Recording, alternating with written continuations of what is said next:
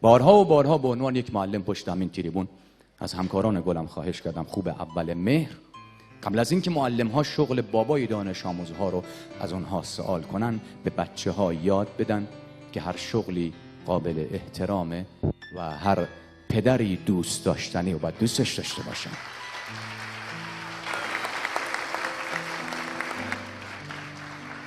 به افتخار و سلامتی اون بابایی که لباسهاش بوی خاک میداد اما دستاش بوی نون میداد و امید رو به اون خونه می آورد.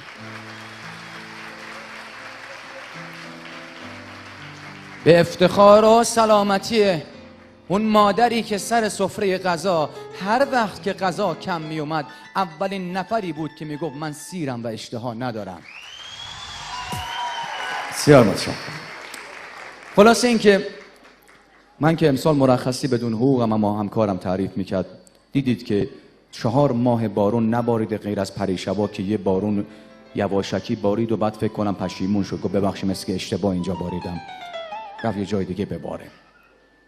بعد از همان تصمیم کبرا ابرها هم یا سیل میبارند یا باران ندارد. بنویس بابا مثل هر شب ندارد سارا به سین سفرمان ایمان ندارد. حالا همکار من میگفت سر کلاس برگشتم به بچه ها گفتم بچه ها مثل این که امسال سال خوش سالی و قحطی آبه باران نباریده. شما بچه ها دلاتون پاکه دعا کنید تا بارون بیاد. یکی از دانش آموزان بلند شد گفت اجازه آقا اگر دعای ما مستجاب میشد تا حالا شما 100 بار مرده بودید. بچه ها مدلی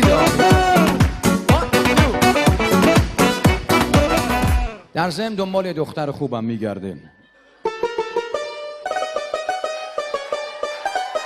عزیزان من خودتون کنترل کنید. دنبال دختر خوب میگرده برای من.